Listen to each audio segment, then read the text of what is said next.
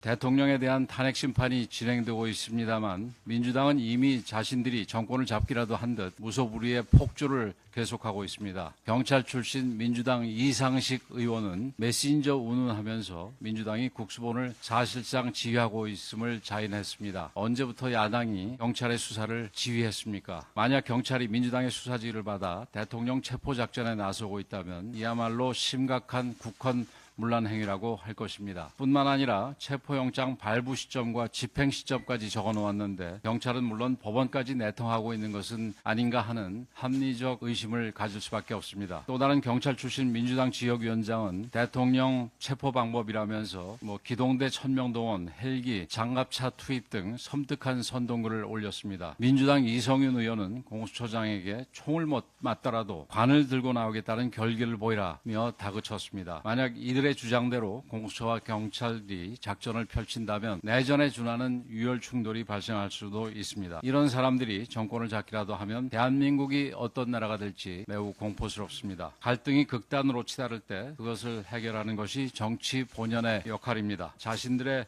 정치적을 위해 오히려 갈등을 부추기고 유혈 충돌마저 아랑곳하지 않는다면 국민들께서 이런 정치 세력을 결코 용납하지 않을 것입니다. 또한 공수처와 경찰은 민주당이 아무리 압박을 해도 스스로 역할이 무엇이고 책무가 무엇인지 다시 새겨서 올바른 선택을 해야 합니다. 어제 대통령 측에서 한 발 물러난 입장을 밝혔음에도 공수처는 체포영장 집행 강행만을 고집하고 있는데 민주당의 눈치만 살필 것이 아니라 국민들께서 원하는 해법이 무엇인지 심각하게 고민해 주시기 바랍니다. 헌법재판소의 탄핵 심판 절차에 대해서도 국민들의 의구심이 쉽사리 해소되지 않고 있습니다. 특히 민주당이 탄핵소추안에서 내란죄를 초래한 것에 대해서 많은 헌법학자와 교수 등 전문가들이 나서서 추후 심각한 절차적 하자를 초래할 것이라고 경고하고 있습니다. 민주당에서는 박근혜 대통령 탄핵 당시에도 일부를 제외했다고 강변하지만 그때는 탄핵 심판 본질에 영향을 미칠 정도가 전혀 아니었다는 점에서 이번과는 엄연히 상황이 다릅니다. 이번 탄핵소추안은 핵심이 내란죄 성립 여부에 있고 실제로 탄핵소추안의 70%가 내란죄 관련 내용입니다. 이를 초래하는 것은